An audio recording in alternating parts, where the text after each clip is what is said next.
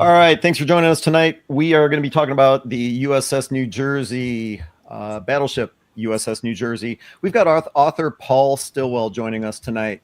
And of course, it's another live crossover broadcast, 3 YouTube channels, and the popular Museum Ships Facebook group.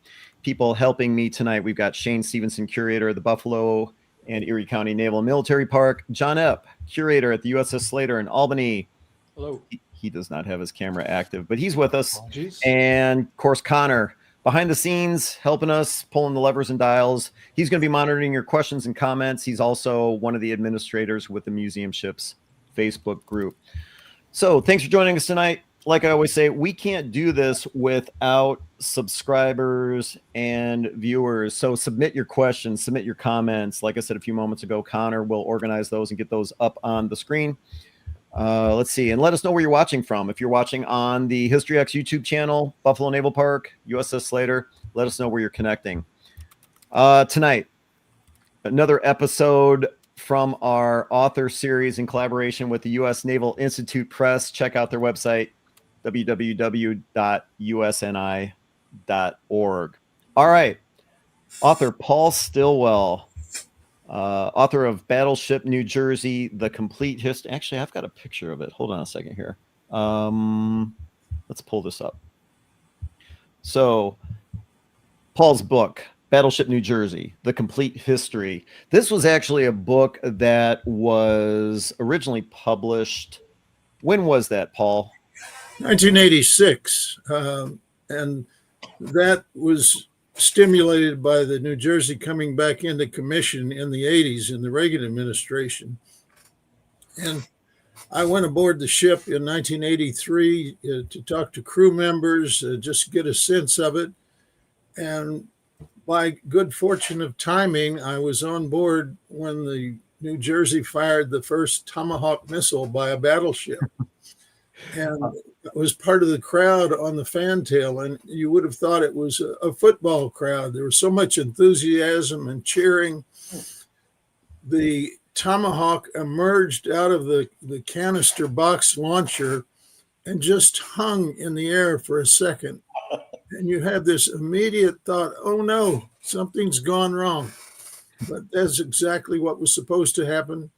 The booster kicked in, and there you can see a picture of it. It flew off 500 or 600 miles into the desert in Nevada, made a direct hit on the target. So new technology welded onto a 40-year-old hull. I want to get into some of your history here real quick. Like I said, we've got Paul Stillwell, author of the Battleship New Jersey, The Complete History. So Paul, he has a pretty interesting background. Freelance historian. Of course, he's got a bachelor's degree in history, but a master's degree in journalism, and involved in the writing or editing of 14 different books, all military related. 30 years with the Naval Reserve, retiring in 1992 with the rank of commander. Active duty 1966 to 69 in the Western Pacific, including Vietnam. And this is where it gets really interesting for tonight. He served from May to October 1969 on board the Battleship New Jersey. So like you were saying a few moments ago, okay, so you served on board the New Jersey, let's see, in 1969, but then you had a chance to get back on board when under the Reagan administration, when it was in the Persian Gulf. So how did that feel? Did it feel like, oh, I know exactly where I am, or was the ship totally different? Well, I knew mostly where I was. I would say that the changes were technological and maybe 5 or 10% of the ship. Much of it, including in the fire control for the 16-inch guns, the 5-inch guns, was still analog technology from the 1940s. And that was the remarkable thing, being able to graft all these electronics onto an old ship and make it work. And for a long time, the New Jersey was a defensive ship. When she went with the aircraft carriers in World War II, anti-aircraft protection in Korea, in Vietnam, her main role was shore bombardment. And then we come to the 80s, and she's got these long-range weapons. So now she's an offensive ship, as she had been intended when she was commissioned in 1943. What, let's see. So was the book that you originally published on the New Jersey, what you had written that after your time aboard in the Persian Gulf? No, It was before? The first edition came out in 1986. Oh, yeah. Stimulated by the fact that the ship had returned to active commission. So there was a lot of interest. Mm-hmm. And every day the ship was making new history. So my dad put it well.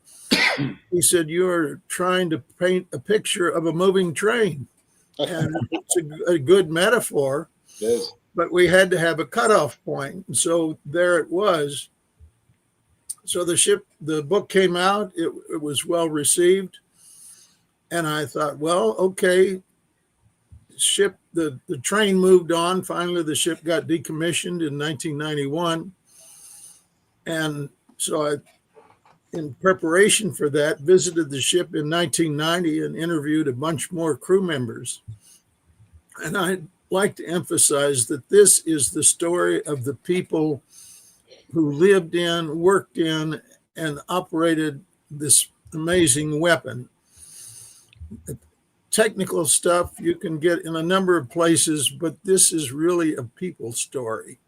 And the way to explain it is that for a time we were part of the ship, and ever since then the ship has been part of us. I was Assistant Combat Information Center down in the fourth deck, CIC. So whenever there were guns were shooting or were going in and out of port or whatever, I was looking at a radar scope. And had some great radarmen, as they were called then, serving in my division. And then in August of 1969, after we'd spent the summer training and on a midshipman cruise, we got the news that the ship would be decommissioned instead. And this might have been tied in with the Paris peace talks, trying to make an agreement with the North Vietnamese to end the Vietnam War. So I had been scheduled to stay on into the fall of 1970, but I got detached in October 69 because when a ship is going through the mothballing process, there is no need for an Assistant Combat Information Center officer. That is strictly a seagoing role. And I might add that a couple of weeks ago, I talked to my boss, the CIC officer, Captain Tom Taylor, retired. And it was just like old times. We're talking about the ship and speaking of the things that we loved about her and enjoyed. There's a saying, friends may come and go, but shipmates are forever. And in a way, that is the summation of this book. I talked to or had letters from about 200 former crew members. So it's really a human story of what it's like to live and work in a great ship like this. What was it like when you guys, you had said that you guys received word that the ship was going to be decommissioned? And then you make the comment, like shipmates are forever. So I don't know, is that a punch in the gut? What was the reaction to the crew when that word started to get around? There was gloom throughout the ship. Really? Because we had spent the summer in gunfire support training, rehearsal, getting refresher training for those who had been on board for the Vietnam cruise and getting those of us new to it up to speed. We made a wonderful midshipman cruise that went to Alameda, California. And I still remember pulling in there, and there was a band on the shore playing "There Will Be a Hot Time in the Old Town Tonight." We went to Tacoma, and the ship was anchored out, and people had to come out by boats to visit. And one young lady in a miniskirt came out with a sailor, and when it was taps, I was on the beach guard duty, and I called the ship and I said, "Are all the visitors ashore now?" "Oh, yes, they are." Well, sometime after taps, this young woman came out. She was with another person than another shipmate than the one she went with. And there were some jokes about what might have happened in the lower handling room. Then jokes are actually what happened in the lower handling room. We can guess. Yeah. Okay. And then we had to get the drunk and disorderly back to the ship, and they were not all eager to do that. So I called out to the ship and said, here we have these men. And most of them were fairly docile, but one of them was a salty old petty officer, probably a first class. And he needed some help to get into the boat going back to the ship. He was a little belligerent. And he saw me wearing my uniform and said, hey, you up there in the Navy suit, if you really put some work into it, you might become a battleship sailor too. Well, that to a degree, that didn't work out because I didn't get to make a deployment. But clouds have silver linings. I went back to Missouri in October, flew out to Bremerton and attended the decommissioning in Bremerton, Puget Sound Naval Shipyard. And our skipper was Captain Robert Peniston, and he had a touching speech, and he said, rest well, New Jersey, yet sleep lightly, to hear the call, if it is again sounded, to provide firepower for freedom. Thanks to her magnificent crew, she is ready, and she will hear the call. 2 weeks after the decommissioning, I went from 600 miles from Missouri to Minnesota for a blind date and met my future wife. So we celebrated our 55th anniversary this year. And I'm pretty sure that wouldn't have happened if the ship went to Vietnam as scheduled. So you can sum up life in 3 quick words. You never know. Okay, so I live up here in Minnesota, Minneapolis specifically. Why on earth would you go 600 miles to come here to Minnesota for a blind date? Tread lightly, Paul, tread lightly. What? Mind you, this is at the end of December. I had known a friend in undergrad in Missouri, and also he was in the same division with the LST when I was overseas in the Navy. And I think his wife put him up to it, but karma comes in a variety of forms. There was a bus strike in Minneapolis that fall. He was a grad student at the University of Minnesota, and his neighbor was the journalism librarian at the university. So because of the strike, he started giving her rides to work during the days. They got acquainted, and he said, well, you're going into journalism, and she's a journalism librarian. Maybe you should meet. Well, I didn't have anything else on the schedule at that moment, so I went from Springfield, Missouri to Minneapolis, and we hit it off right away. I would say I knew right away that she was the one. She is a person of more discerning judgment. It took her a little longer, but we were engaged 4 months later and married 4 months after that. Did you at least have a picture? Oh, yes. And there was a report about all her attributes, and she has lived up to them. And so luck comes in many forms, and that was a great piece of luck for us. Yeah, well, at least you had a picture to go on. For a second, I thought you drove 600 miles without even seeing a picture. Well, so we didn't have it. Can I follow up here a little bit? Sure. Sure. Thank you, Paul. So it's a more of a narrative than a technical book about the ship itself. Oh, Shane wants to get back to the book. I want to hear more about the love story. All right, fine. We can talk about the book if you want. Paul might do an autobiography, and then you can pick that up. Fine. So did you? Are there themes to the narratives, or is it just one sailor's story, or did you build themes based on rate or rank, or is it just kind of it flows from one story, a separate story to a separate story to a separate story? Well, it's a chronological narrative, and you fit things in as you've heard the things from the various sailors and officers that I talked to. One man talked about when they were putting the turret framework into the ship, and the crane that was going to lift it from a barge onto the ship had a 400-ton capacity, and he looked at the barge and he could see that it was drawing more than 400 tons. So he said, my goal was to get under that thing as it came over, so that if anything wrong happened, I would be wiped out and I wouldn't have to answer any questions at the court of inquiry. People had these interesting stories, and the ship got underway in company with the USS Iowa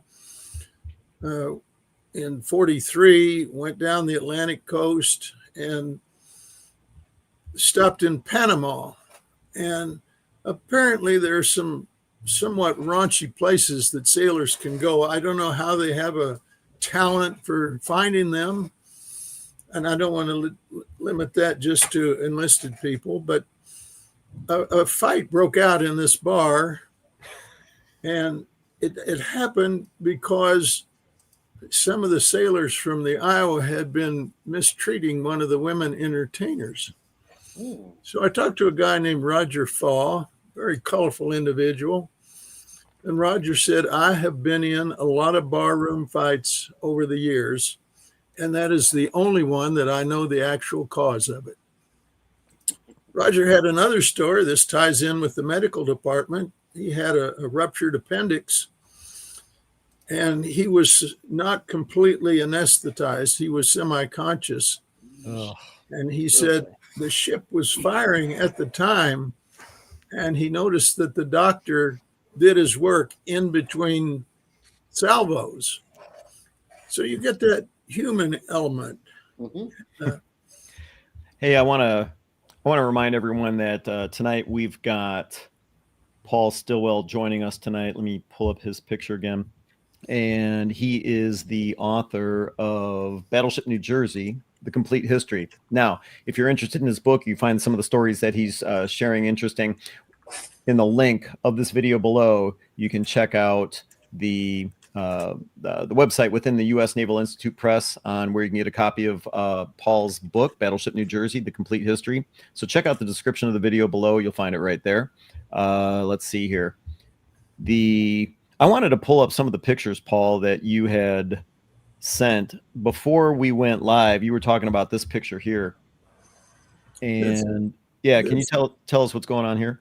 Well, there was a cruise the New Jersey made in 1988 to Australia, and the ship was not fitted as a flagship. When she was recommissioned in 1982, there was an idea that we're going to keep it economical. We're not going to make this glorified taxi cab to carry an admiral around, but they decided, okay, we've shown that she can do her job.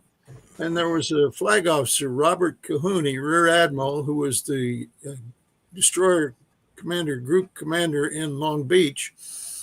And he had ship's force and the yard put in flag quarters on the port side, just opposite the captain's cabin on the right, the starboard side.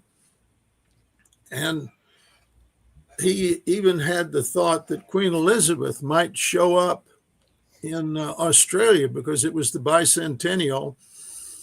And so he ordered that the head in the admiral's new quarters would be fitted for a queen. And I've talked to Ryan Szymanski, who's the curator and historian at the New Jersey Memorial, and he and Libby Jones do a superb job. There's Ryan. He has done dozens and dozens of YouTube videos of various parts of the ship. So I asked Ryan, what is the state of the Admiral's Head in New Jersey? He said, it is very plush, and there's a room in there for the Queen and a bunch of her corgi dogs if she wants to bring those along. So wait, so that's the way it exists right now? Yes, there's the flag quarters on the port side, and that's the ship's silver service that he's doing a video about. Well, I guess what I'm asking is, so you had mentioned that the head had been rearranged for the Queen. Is that the way the ship is right now? Yes. No kidding. But there was an irony there because Admiral Kahune got promoted to Vice Admiral, Commander Surf Pack, so he didn't get to make the cruise anyway. So they had a lovely time, and Captain Doug Katz came on. The previous skipper, Captain Lou Glenn, tragically was badly injured one morning helping his son deliver papers in Southern California, and a truck hit them from the rear. The driver had dropped something on the floor, reached over to pick it up, and didn't see that the captain's car was double parked and rammed it from the rear. The Captain Glenn was temporarily trapped in the car, had to be taken out with the jaws of life, and he just unfortunately never was the same again. Well, Vice Admiral Joe Metcalf was in the Pentagon then as DCNO for surface warfare, and he called up Sharon Katz, who was the wife of a department head at the Naval Academy, and she said, my wife and I would like to have you meet us for lunch tomorrow. And Sharon Katz said, well, what about Doug?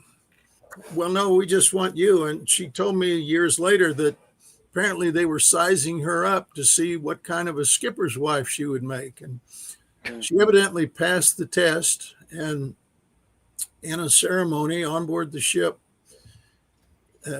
Captain Katz relieved Glenn, and he brought such a sense of joy, and he had a motto: it doesn't get any better than this.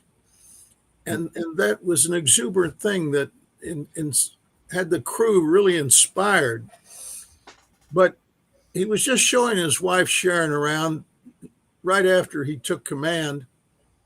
And he said, well, I've got the key to Admiral Halsey's bedroom, because in World War II, the New Jersey had been flagship for Com Third Fleet during the Battle of Leyte Gulf.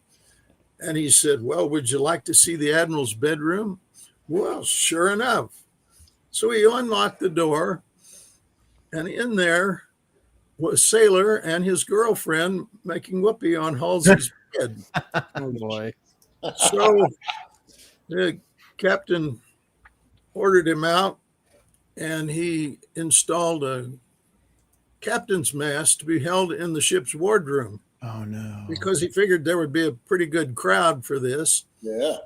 Chief petty officers showed up to watch it. And he said, gentlemen,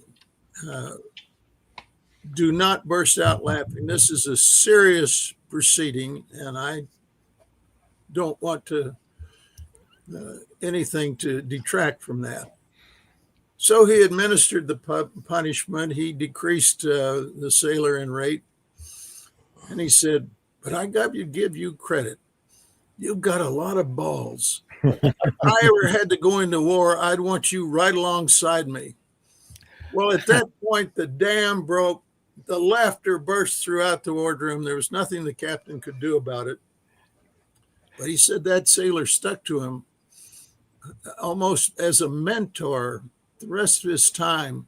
And when the captain was relieved a couple years later, the sailor thanked the captain. He said, you have really helped me and inspired me.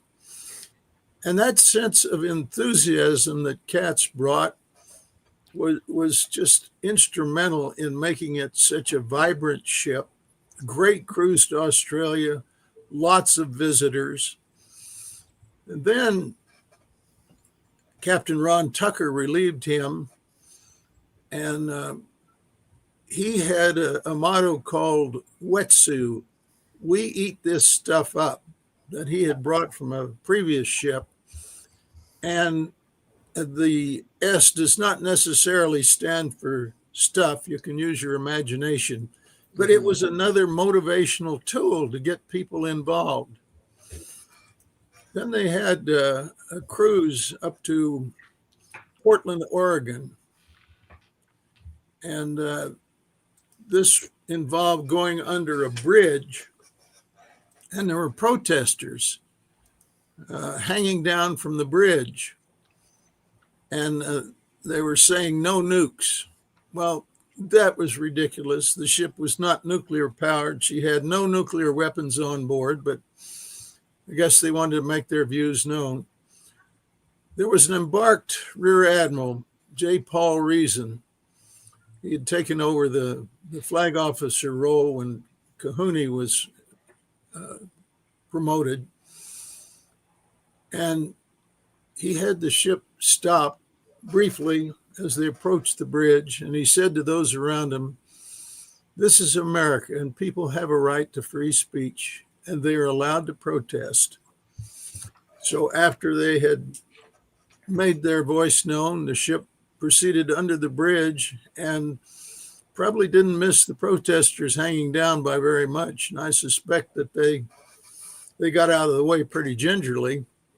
Well, the ship went in, and this was part of the Portland Rose Festival.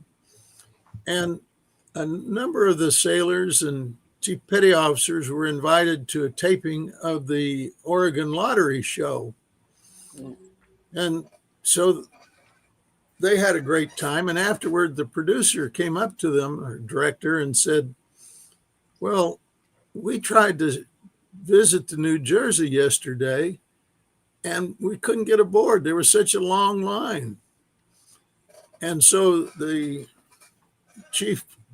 Master Chief Bill Romer said, tell you what, show up tomorrow at such and such a time, and we will give you a tour of the ship. And it was very thorough, stem to stern, top to bottom.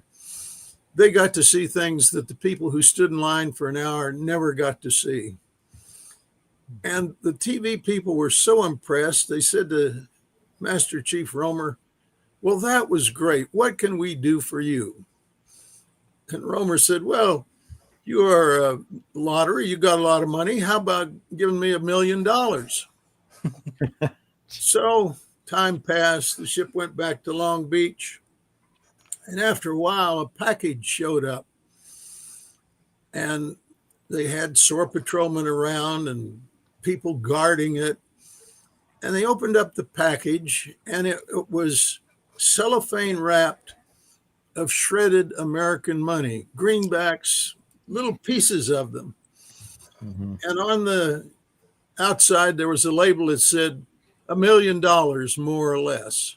So this is a human story. And that's what I've tried to portray throughout the book, because readers, even if you don't know the technical side of it, you can identify with what humans are going through as they're experiencing life. And it explains what life is like on board a great dreadnought. Sorry, here real quick, Connor, let me remind everyone that we are talking to author Paul Stillwell tonight, author of Battleship New Jersey, the complete story, published by the U.S. Naval Institute Press. We're happy to have him on tonight. Connor, sorry for interrupting. Go ahead. Yes, I just want to say we do have a question for you. Go for it. And the question is, was there ever a royal visit aboard New Jersey? Yes, there was. 1988. It was the Australian bicentennial. Prince Andrew and his then wife Fergie were there to commemorate the bicentennial of Australia. And so Captain Katz gave them a guided tour of the New Jersey. And then Andrew reciprocated by the ship that was there. Many years earlier, back in 1947, the ship was on a midshipman cruise to Europe, visited England, and some of the midshipmen on board went to Buckingham Palace and sort of crashed a garden party for Princess Elizabeth and her fiance, the future Duke of Edinburgh, Prince Philip, and talked to them for a while. The ship went then to Norway, and King Haakon VII came aboard as royalty, and there's royalty. He came aboard in an admiral's uniform, and he said he wanted to see a stateroom, a typical officer. Well, as it happened, the stateroom that he was guided to was occupied by John Bulkeley, who was a commander, along from the Naval Academy staff.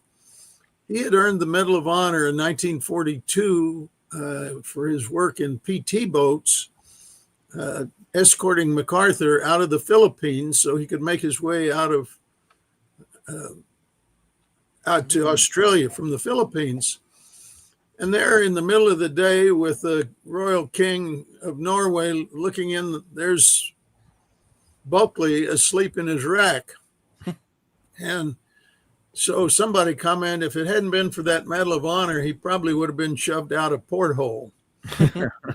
But from time to time, royalty did come aboard. In 1957, there's a picture when the ship was in New York, Bayonne, New Jersey, being inactivated. Wasn't exactly royalty, but there was a movie star, Julie Newmar, who was then on Broadway in a production of Little Abner. And there's a picture in the book of Captain Brooks, the skipper. And the grin on his face is really interesting to see as he ogles this movie star who's quite well built. Mm-hmm. So a lot of visitors over the years. Very interesting. Yeah, I figure with ship like New Jersey and how well traveled it was, that doesn't surprise me. Probably saw a lot of dignitaries in its career. Oh yes, a lot of admirals. When the ship was recommissioned, let's see here, that was in 1982. Yeah, 1982. When the ship was recommissioned in 1982, did you know that was going to happen? Did you see that coming, or was that a complete surprise for you? It was far from a complete surprise. Oh, okay. I followed the New Jersey assiduously, and there was a reporter from the New York Times named Bill Honan who had gone to the shipyard in Los Angeles and interviewed the prospective commanding officer, Captain Bill Fogarty. And his picture, Fogarty's picture, appeared on the cover of the New York Times Magazine. So there was a complete story about the reactivation. And Honan and I talked frequently so I could give him background on the naval side of it for his article. And so, of course, I knew it was coming, but the recommissioning was rescheduled. It was supposed to be in early 1983, and it was hurriedly moved to December 28th, 82. So to accommodate Reagan's Southern California visit for Christmas. And he came aboard and he was very enthusiastic, and Captain Fogarty showed him around. And Fogarty's mother was on board and talking to Reagan, and she had grown up in the Midwest, and they remembered this radio station that he had broadcast on. And she asked him, or he asked her, well, did you know about so-and-so speakeasy back in that era? And certainly she did. So he was a people person. And that was a skill that all of the skippers had. I go to Rich Milligan, who succeeded Fogarty. He went on board as the ship was going by Central America. She'd been rerouted to El Salvador and then got orders to go to Lebanon because the unease in Lebanon and the Syrians were involved. And he came out by helicopter, Milligan did, and he said, Fogarty and I are about the same size, and I don't know if the might have been a wrestling match to see who got to take her to the Mediterranean. And Fortunately, it didn't come to that. But Milligan had that same enthusiasm. And initially, the New Jersey was just sitting there, supposedly as a weapon in waiting. Finally fired a few rounds in December of 83, but just steaming back and forth, ready to go into action if needed. And that action came on the early 83. The ship on one day fired 288 rounds of 16-inch projectiles into Syrian positions. The fire control was a little iffy because they had problems with the power aging at not constant rates, and that can affect the initial muzzle velocity as the projectile goes out the barrel. But when you saturate the area with 288 rounds, you're bound to hit whatever you're shooting at. So it was a long, tiring day for the captain. He told me he went back into his sea cabin, going to lie down, go to sleep, but his bed was soaked with water.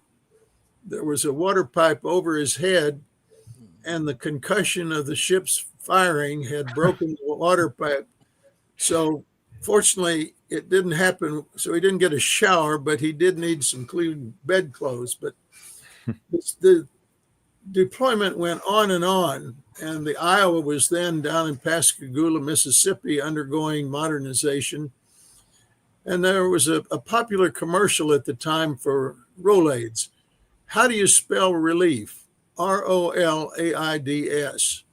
Well, they asked that same question of the men on board the New Jersey, and their answer was IOWA. Well, it happened that President Reagan decided to end the U.S. mission to Lebanon, so the New Jersey got to go home after 11 months of what was initially supposed to be about a 3-month shakedown cruise.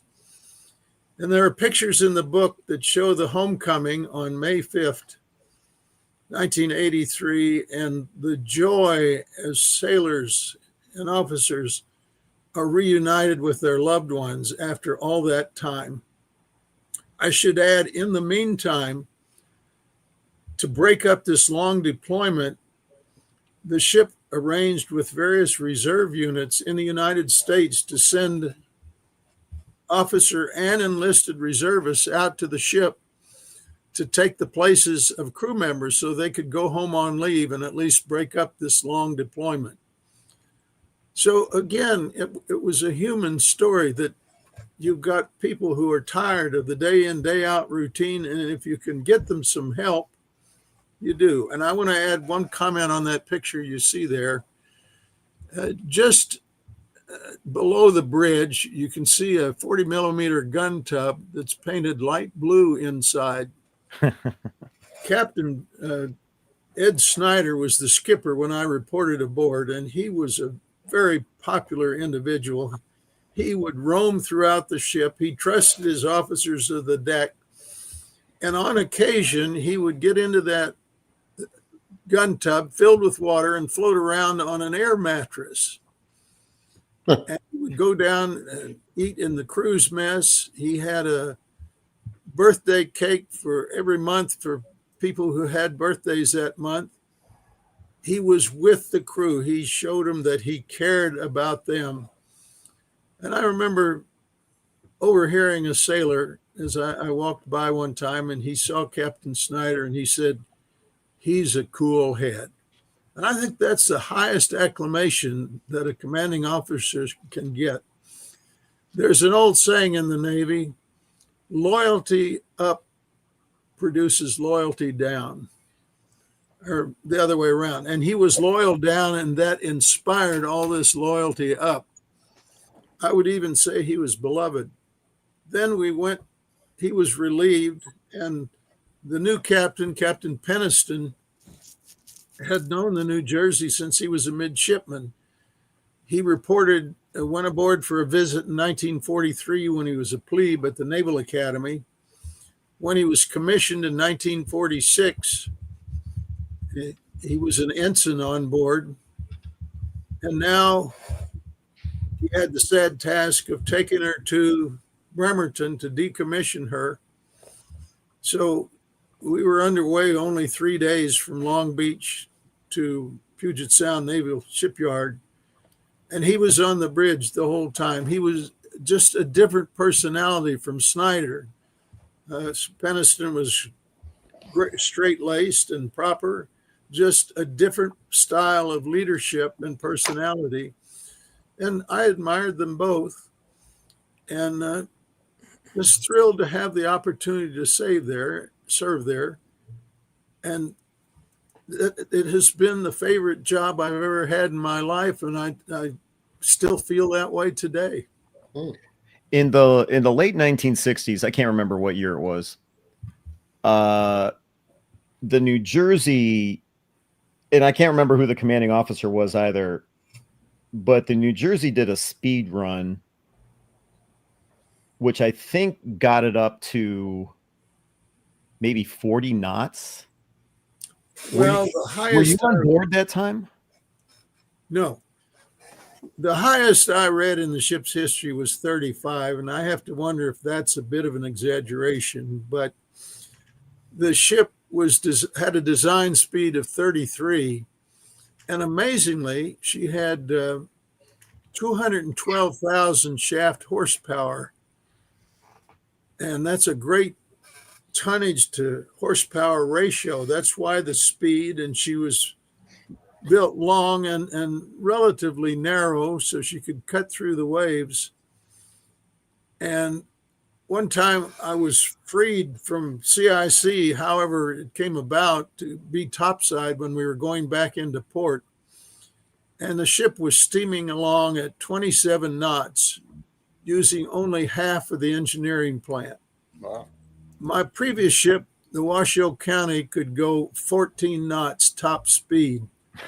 So what a sensation to be topside and see us going that fast. And Yeah. I've heard that she put on top speed to go over to the Mediterranean because of the Lebanon crisis.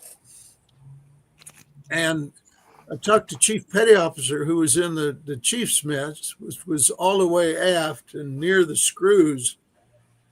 And the vibration was so great that they couldn't sleep in their bunks at night. They had to go sleep in their offices. He said if you put a coffee cup down, it would just shake and shake. So you didn't want to do that. But that just gives you an idea of the tremendous power that the ship had. And Yeah. I was helped so much. I got to emphasize in writing this revised edition from Ryan Szymanski, who is a walking encyclopedia about the ship, and Libby Jones, the director of education. They were just enormously helpful. And I also talked to Pat Jones, who was a local politician, and she gave me the story on how the ship came to Camden, New Jersey, rather than up north near Jersey City or Bayonne. And there was a lot of political activity and a study. And the Camden group produced a multi-100-page document that was used as a model for other ships and how to go about getting a ship. And she's been in Camden since 2001. She was towed up in the wake of 9/11, the anniversary of which is tomorrow. And it would normally have been a hoopla occasion, but it was low key because there was concern about terrorism. So it was done on the quiet. The ship was dedicated, great ceremony, and the ship has accommodated visitors. There are special programs, including being able to stay overnight for Cub Scouts and youth. They have chief petty officers initiations. They have programs.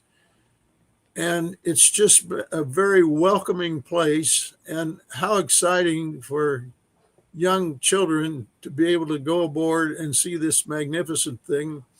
There are weddings held on board, various programs. So I guess they have an event planner for some of that, but it's needed.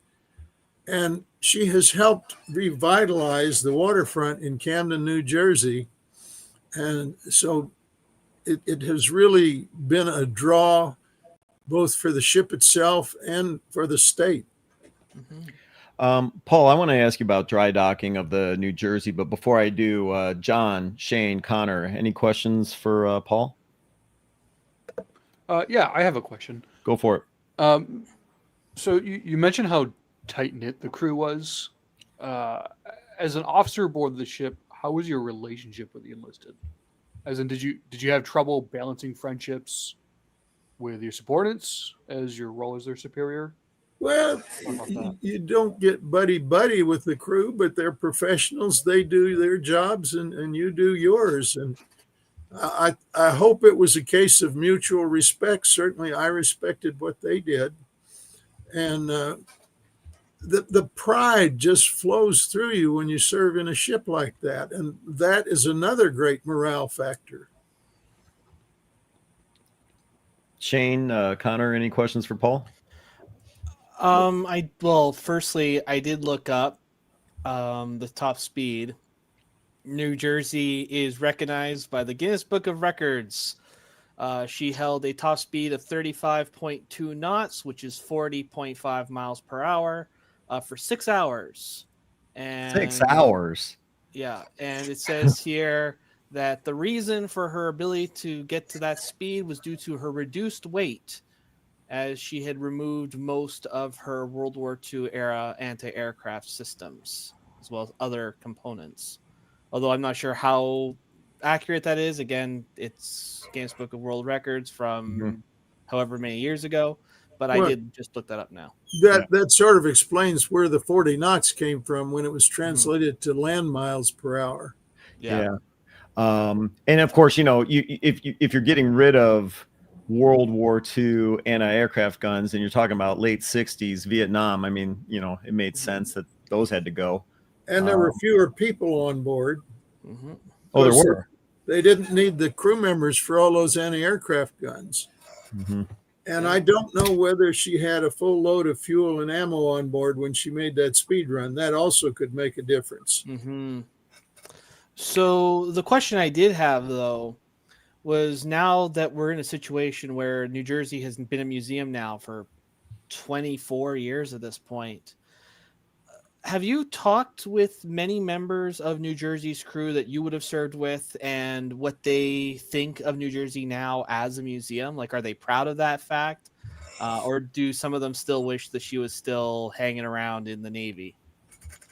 Well, I think reality has to enter into this. They're proud to have served. I don't think anyone realistically thinks that the ship could serve in today's environment. For one thing, when the ship was built, a seaman made $35 or $36 a month or $50 or whatever it was. Well, now I would suspect it's $1,000 or $2,000 for just the lowest rated. So she's expensive to run. The fuel was costly. And the weapons, the missiles she carried can be carried on ships that are a lot less costly to operate. Then you've got the fact that the technology is so old, and I just don't think it would be feasible. It is maybe verging on a miracle that she did get to serve again from 82 to 91. And ironically, she was decommissioned when Desert Storm was in progress, and the Missouri and Wisconsin were over there bombarding and Iraq. And I had interviewed two men who were in the final crew of the New Jersey, including Chaplain Jim Nichols. Right after he did the benediction at the decommissioning ceremony, he and a first-class petty officer named Leon Tucker got on an airplane and reported to the Missouri as she was fighting in Desert Storm. So the battleship experience just stays with you. Have you had a chance, the opportunity, whatever you want to call it, to check out the other Iowa-class battleship as museum ships? I have. And also the Texas down in Galveston. I'm just a battleship junkie, so it's on my compulsive obsessive to-do list, and I have done that.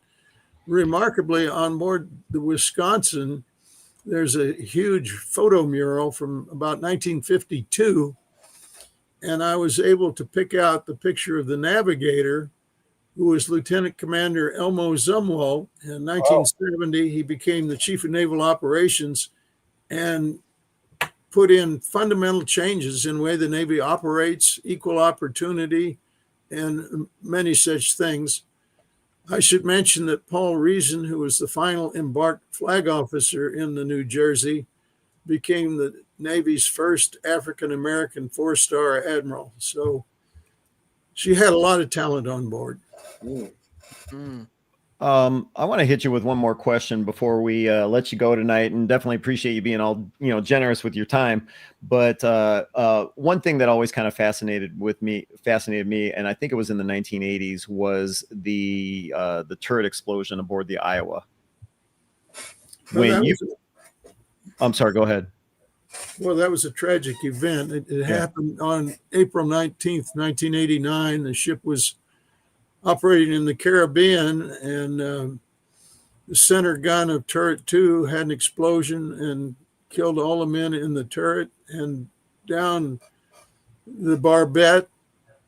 And initially, petty officer, gunner's mate Hertwig was accused of sabotaging the ship by putting an exploding charge in that blew up the turret.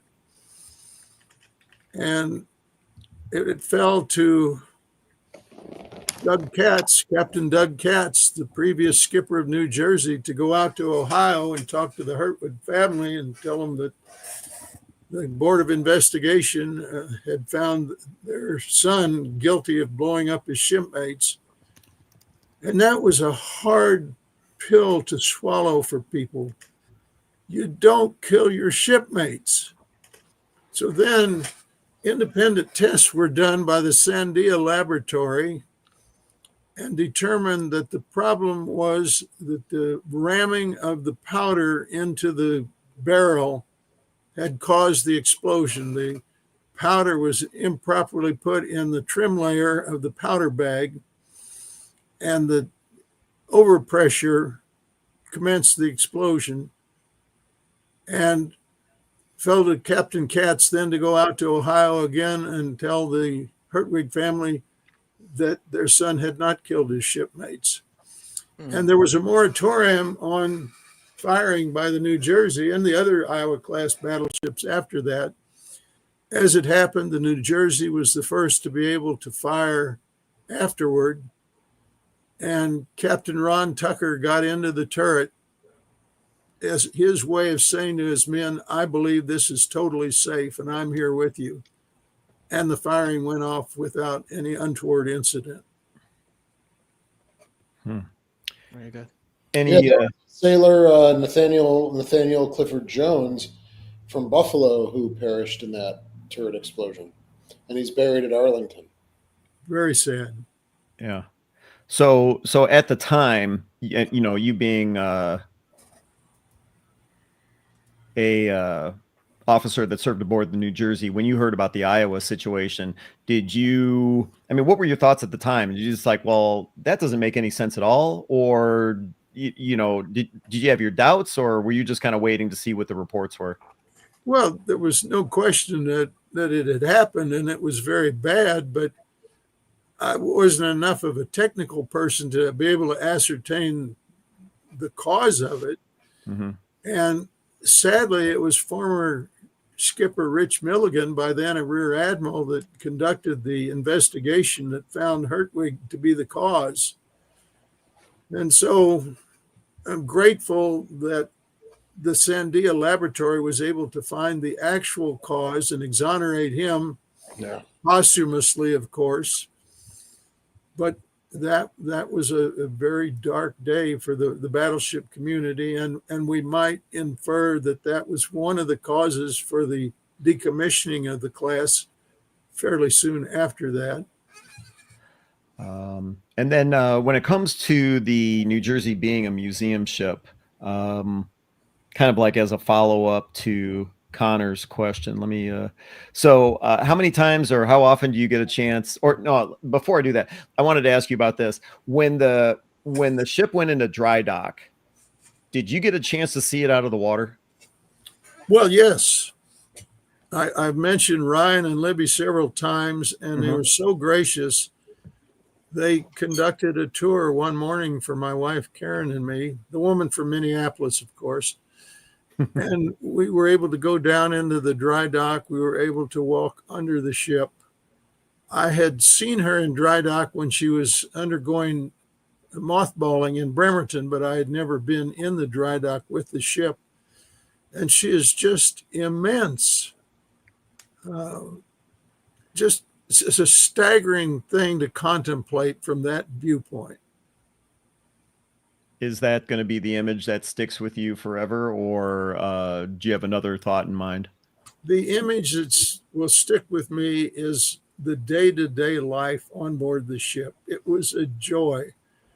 I mean, I thought about those people who stood in line for hours to walk from one end of the main deck to another, and I got to live there every day. It was just a source of pride and joy. So I open up those snapshots frequently, and they're always positive. How was the food? Food was superb. Fortunately, I was a lot younger then, and so it didn't have as much effect on my midsection as it might now. But the cooks were just great.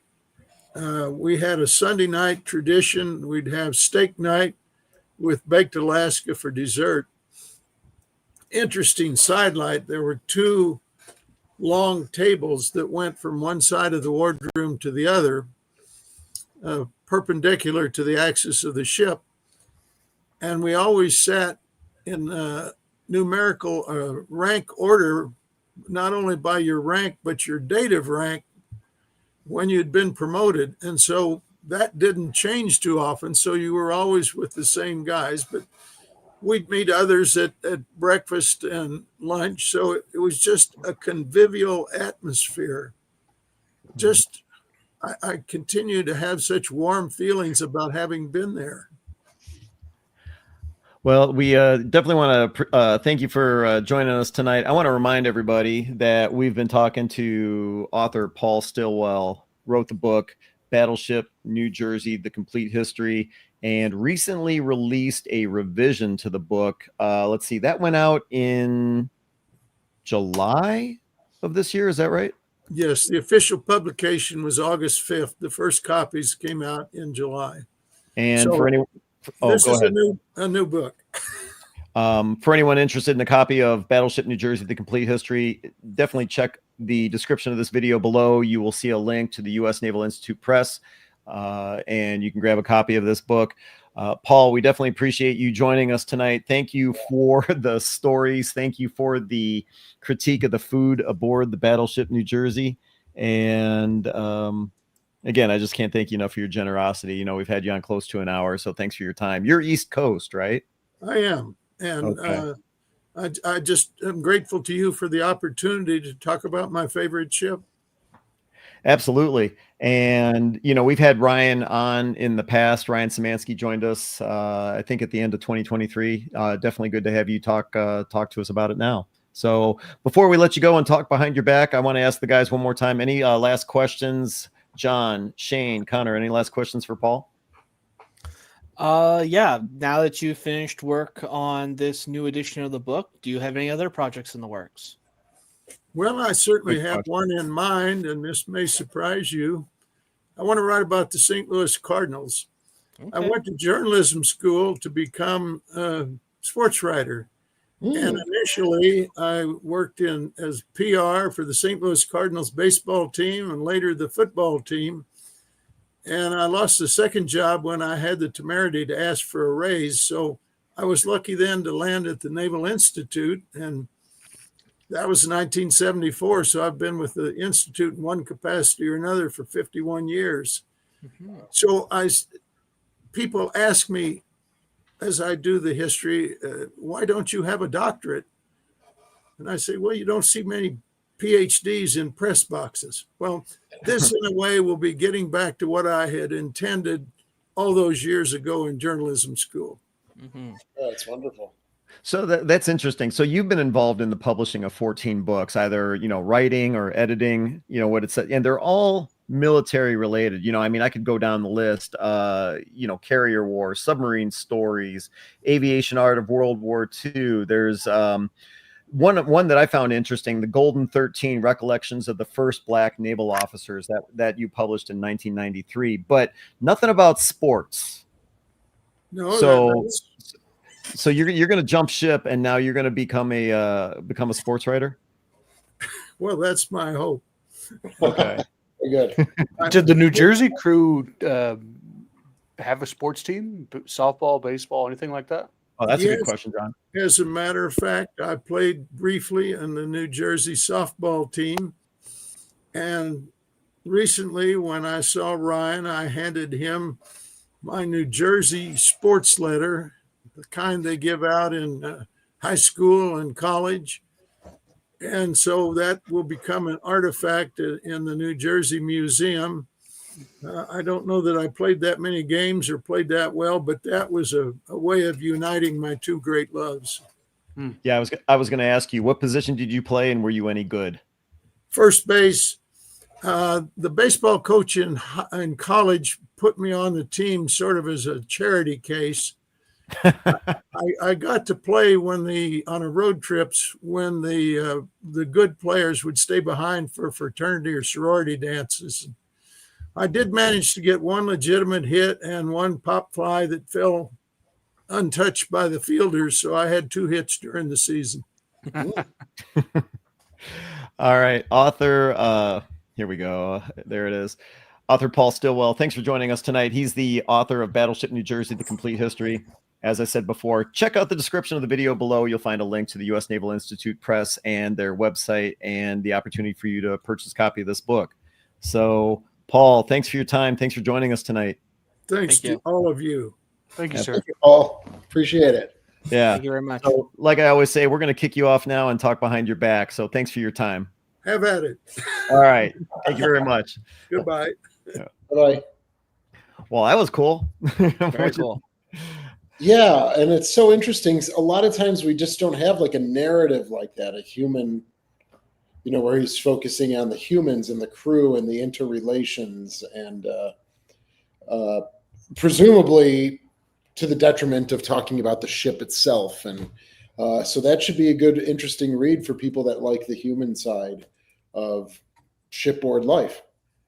I always get a kick out of the simple questions, stuff like, what was the food like? Or he's talking about, the vibration of the ship, and people can't sleep, they've got to sleep.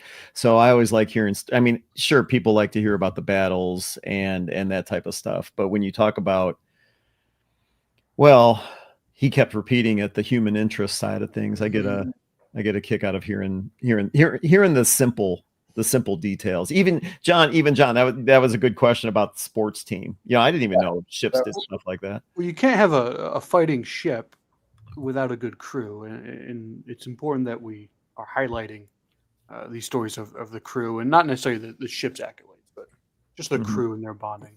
I'm glad he did this.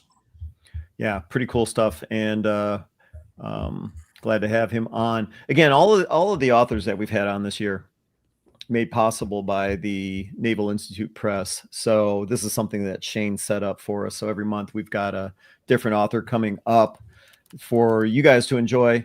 And Next month, we got to say it now while people are next month.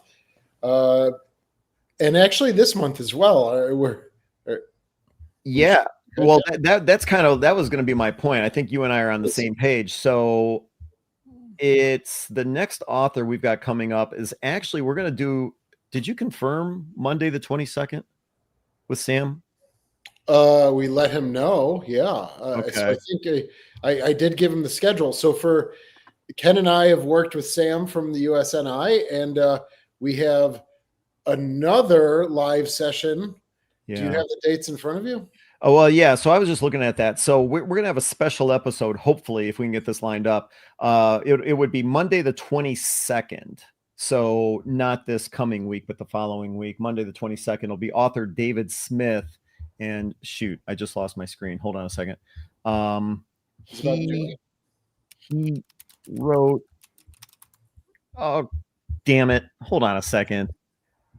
Where the We're really professional here, everyone. I know. I'm blowing it. I'm just like literally blowing about it. Admiral Dewey. Thank Okay. you. Thank you. So it's a biography or his life about Admiral Dewey. And Yeah. this has been such a success. And the authors have enjoyed this so much that, for the next, for September and for October, we're doubling up the authors. And so obviously, I'll let you, Ken, do the honors of inviting John and Connor, and if they can make it, but we have to get those schedules to you if you're able to make it on. I should be free for the 22nd. Okay. Yeah, so that's the 22nd. That's going to be David Smith, author of George Dewey and the Rise of the Navy, Admiral Awesome. George Dewey and the Rise of the Navy, and then on coming up in October. So, and of course, we always have episodes on the second week of the month, which for October is October 8th, and that episode is one that Shane's been looking forward to. Norman Friedman, naval architect Norman Friedman. His book, hold on a second here. Well, I think Sam has kind of let it be like whatever book he wants to talk about. Yeah. And of course, that coincides with the 250th anniversary of the Navy. So we're having Norman Friedman on. Quite frankly, I didn't know who he was until all of you guys pointed it out to me. So we're excited to have him on. That is August 8th. And then the following week, that is October 8th, Wednesday, October 8th. And then the week after that, October 15th, Wednesday, October 15th, we are going to have author Thomas Cutler joining us. And he wrote a book that focuses on the USS Johnston, Commander Ernest Evans, and the destroyer USS Johnston. Mm-hmm. His book is... Oh, I don't have it here. Well, he wrote about the USS Johnston. His book actually comes out in October, and unfortunately, I don't have it here. But yeah, so that kind of gives everybody the lineup of what we've got coming up in the next few weeks. And this is all made possible by the U.S. Naval Institute Press. Sam, one of the PR guys at the U.S. Naval Institute Press, has been lining authors up for us. So that's where these people come from. We're happy to have them join us.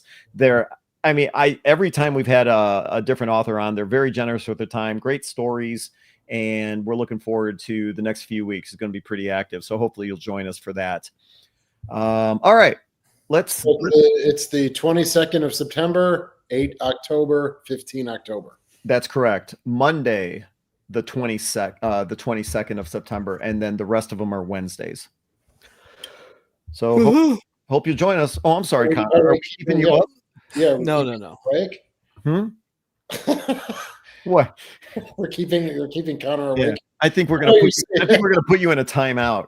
Let's see here. Okay, so moving on. Let's hear what's going on with you guys. And so first and foremost, actually, hold on a second. Let me switch presentations. Let's see. Okay, so we've got. Here we go. This is the most recent photo of the Buffalo Naval Park. And Shane Stevenson, curator of the Buffalo and Erie County Naval and Military Park. Check out their YouTube channel. Simply go to the search bar and enter Buffalo Naval Park, and you'll see all the content that they bring up. You can also check out the website, buffalonavalpark.org. Shane, what do you got coming up? Yeah, so it's a really busy September. Tomorrow is our 9/11 Day of Caring, which we will have. The park is closed, but we'll have about between 200 and 300 volunteers from various Buffalo, Western New York companies and businesses that will be doing work for us. We have a 9/11 ceremony to remember the day. And we have a visit from Rear Admiral Robert Worth, who is a Western New York native who is in town. He was just promoted to a 2-star, so Rear Admiral upper half. And so I've been kind of his like on-site handler, and we have a nice day planned. So if you're in the Western New York area, we do have the ceremony at 11:30. He is also then giving a presentation with the Naval Park and the Navy League, our local chapter of the U.S. Navy League, at 4 p.m. in our hangar building about the future state of the U.S. Navy. So that will go from 4 to 5. Our ceremony is from 11:30 to 12:30. And then we move right after that busy day tomorrow. We move right into preparation for the National Maritime Historical Society / HINSA Symposium. So that's coming up September 24 through 27. And I mean, it's a lot of work. I have 2 colleagues that are in meetings 4 hours a week, working with the HINSA team and the National Maritime Historical Society with all the planning. It is going to be, if you're watching and you're with a museum ship, you know, it's a different setup than it normally is because there is a co-sponsor, and so the presentations are set up a little bit set up different this year. But I'm hopeful it will really expand out the breadth of knowledge that will be talked about, and it will be a great way for the HINSA community to meet with the larger maritime commercial lighthouses, sail days, you know, that sort of history with the maritime attachment. So looking forward to seeing how our 2 organizations blend well. And then I am off to visit the HS Velos in Thessaloniki, Greece. So I have not done much on YouTube. If you guys know, I've just been busy with other things, and I don't have the time. I haven't had the time lately to put together an idea and the script and stuff. But I will be doing videos visiting the ex-USS Charette HS Velos, which the Cass and Young, the Sullivans, and the Kidd talked a lot about in the 80th anniversaries back in 2023. If you remember, we did some partnering videos with the Cass and Young and Kidd, and we kept saying, hey, can we get the Charette involved or the Velos? And so now I'm very happy to be saying that I will be visiting and filming videos for our YouTube channel about that. So yeah, a lot going on. Ken, I'll let you talk about Cobia if you want. So oh yeah, just briefly, next week, Shane and I will be in Wisconsin to check out the Cobia. Hopefully the Cobia will be in dry dock by that time. Actually, I should just say Karen just posted pictures of her going into dry dock today. great. Good.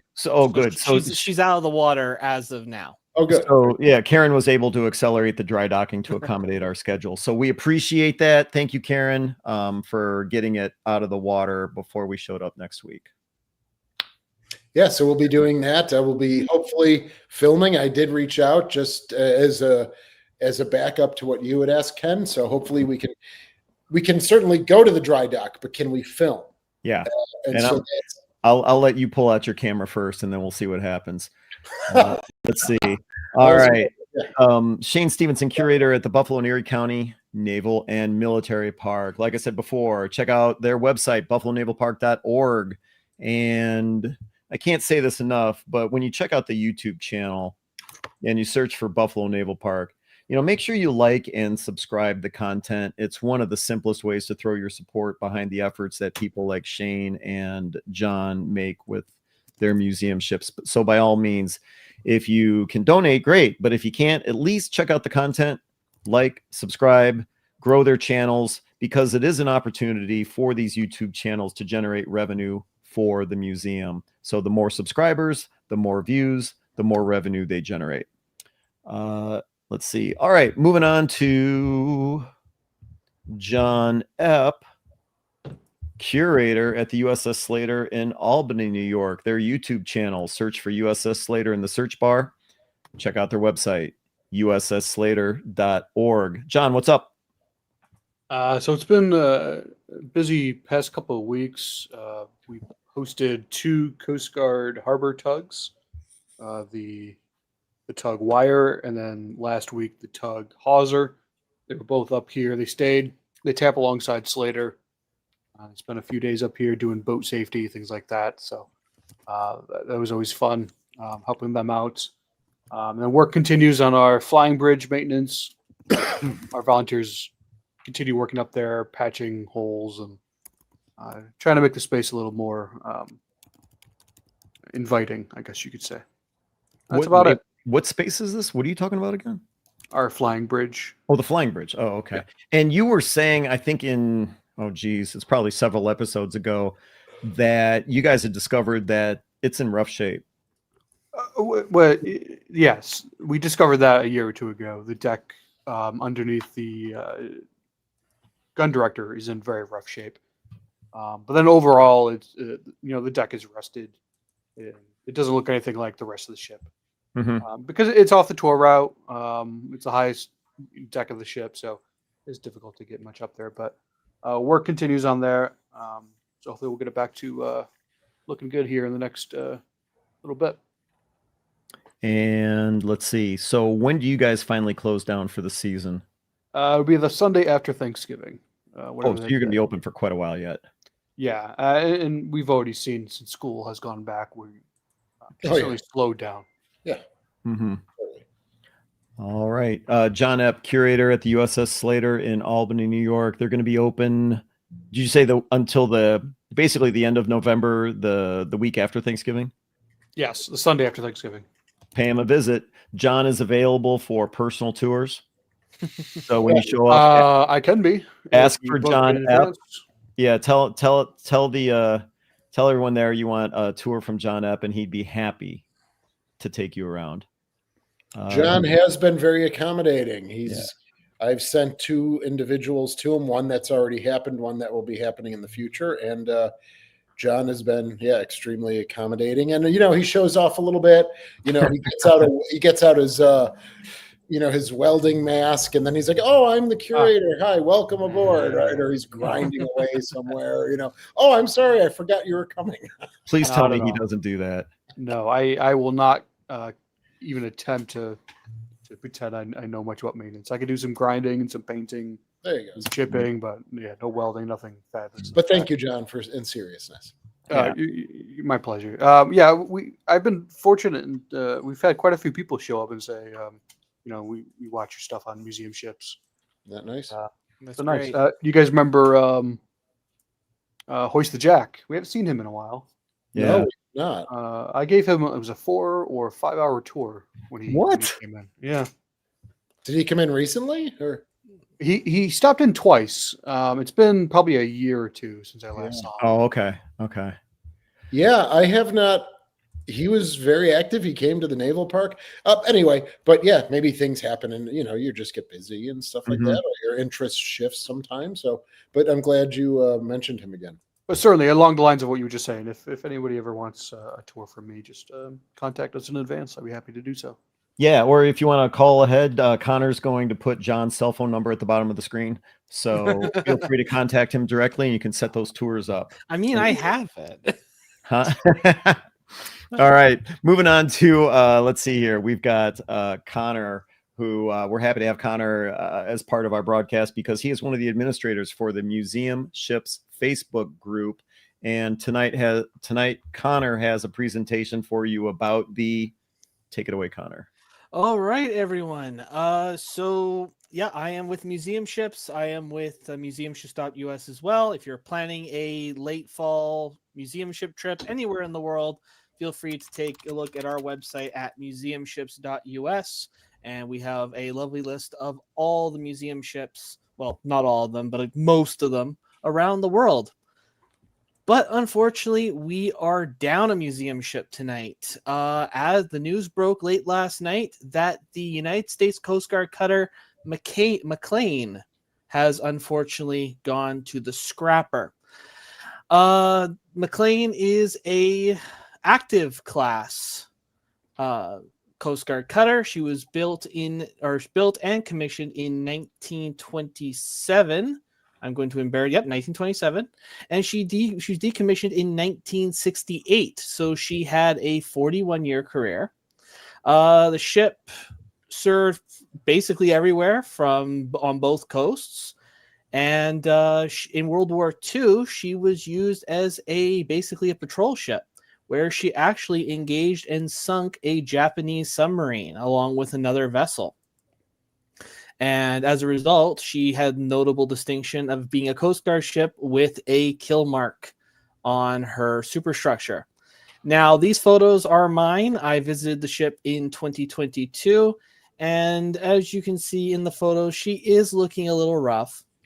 But unfortunately, it became public knowledge last night that she had gone for scrap.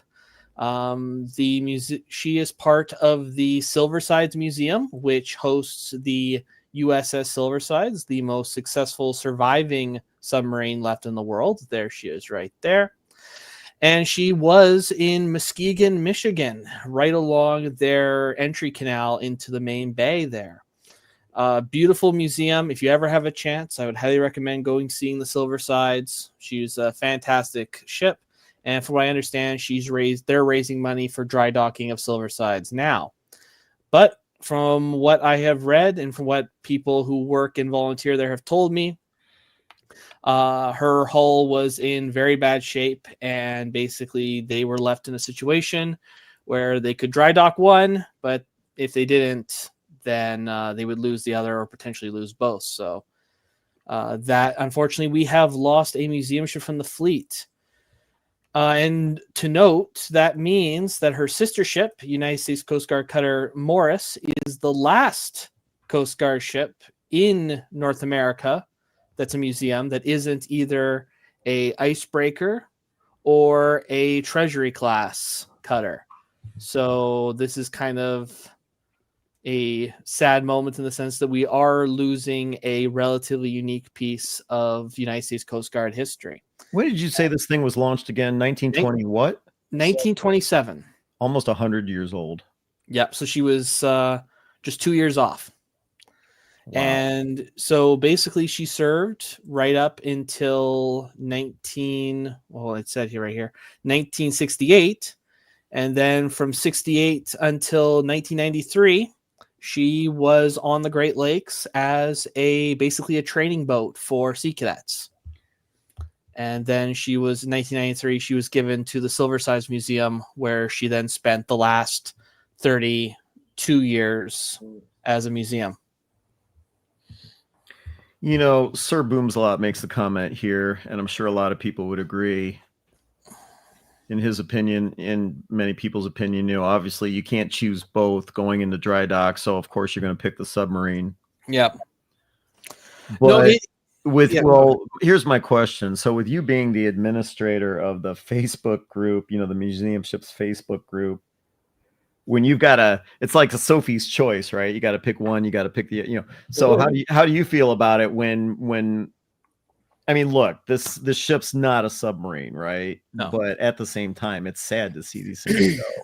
Ultimately, not just speaking as an admin, but also speaking as someone who has worked in the museum world and is currently undergoing education about artifact preservation and museum management, it's understandable.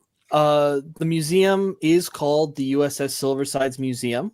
They are focused on the Silversides. The entire museum is focused around this submarine. So McCain, to me, always felt like a bit of a side attraction for them. And I know that they had a lot of volunteers that put a lot of time into this boat, and I really feel bad for them.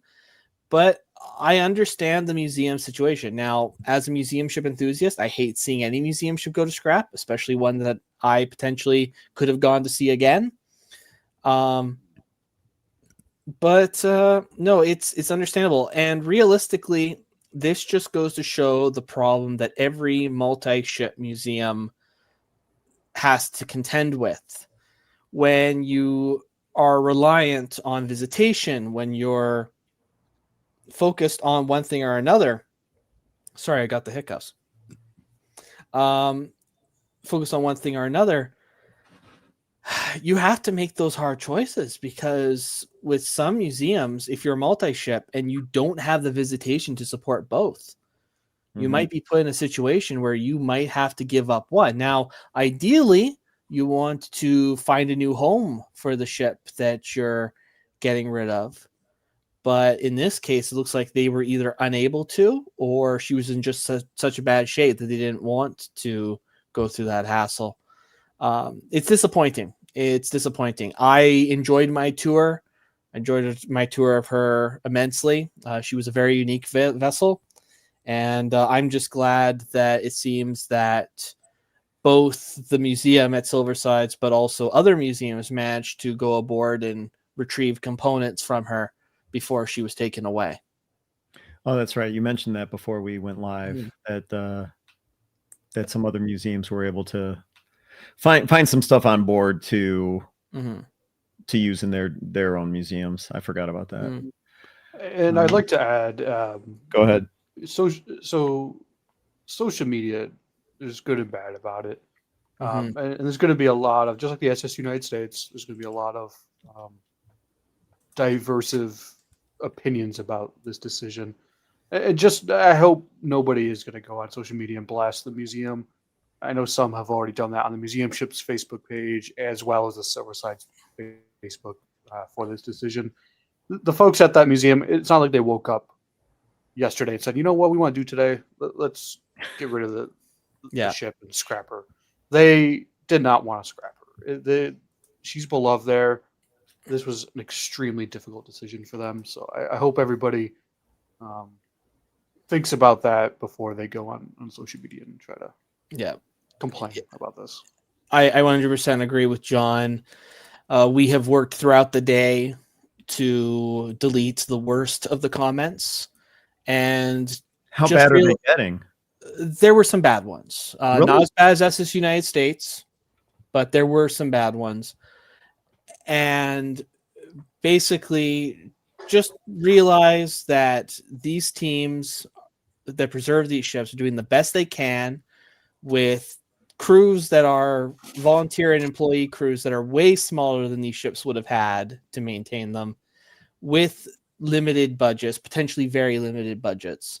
So if you want to stop these ships from being lost, consider volunteering, consider donating, get involved with this community more than just watching a monthly show or occasionally liking a post on social media. These ships, all need support, and we will welcome it. And just keep the passion for these vessels alive so that we don't see ships like this go to the scrapper more regularly. And this day and age, we're all, begging for money, whether it's the museum ships or every nonprofit in the world. It's always begging for money. And you don't feel like you need to donate thousands of dollars or even, $50. If you can get down to your local museum ship or just your local museum in general, doesn't have to be a museum ship, you would be so surprised. Just 2 or 3 hours of work of what you could do. We recently had a volunteer come in and, he's like, I got a couple hours to kill. What can I do for you? We just gave him a broom and a dustpan. He walked the ship, walked the tour out, and just swept. Just things like that helps out tremendously. So don't feel like I don't have any special skills. I can't help them out. You can sweep and mop. That helps out so much. Yeah, and I mean, correct me if I'm wrong, but I mean, like John said, you can literally just show up, right? You don't need to. Well, I won't say that. It always helps to kind of, hey, give them a call. Yeah. Okay. Yeah, I mean, I think it's time, and I'm talking, and with the three of you and the listeners today, and the people who will be watching it, say tomorrow and the next day. I'm not directly potentially speaking to you, but yeah, it's time to put money and mouth where they belong, right? It's, if you can volunteer, please do so, right? If you can, I know, as John said, it's if you can support financially and you want to choose a couple of museum ships a year and you say, okay, every year I'm going to give $100 to 2 different museums. Here's these 2 this year, next year picking 2 other ships. That will buy a gallon of paint, and that helps. Yeah, I mean, this. Yeah, but to your point earlier, if you can't donate your dollars, donate your time, right? Correct. You Correct. know, and it does make a huge difference. It does. I It- mean, it's, having gone through this, right? First off, Connor, you're talking about multi-ship museums. Yeah, I know a little about that. Having to make different choices. And everyone, especially, just kind of harkens me back to 2022 with how can you allow this to happen? Well, there's all of those factors into play. Multi-ship, having to divide up resources between 3 vessels. But now we're on a new path and a new course, and I'm sure the Silversides didn't want to see the McLean happen to what maybe happened to the Sullivans, and they made this choice, just like the submarine at Patriots Point, the Clamagore. They just decided to reef her, scrap her.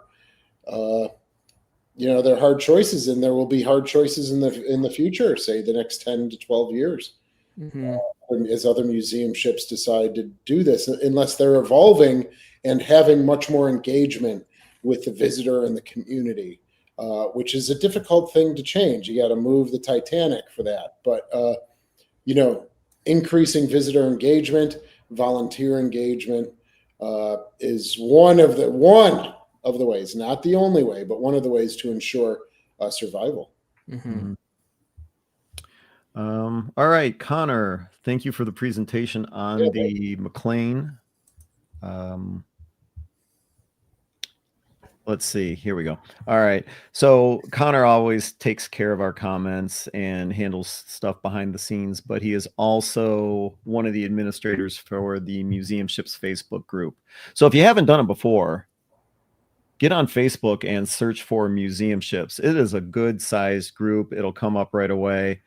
And we were talking about animated discussions when it comes to museum ships, people posting their photos and videos of when they visit a museum ship. It's a fun group to be part of on Facebook, so I strongly recommend it. Also, Connor has the website up there, museumships.us.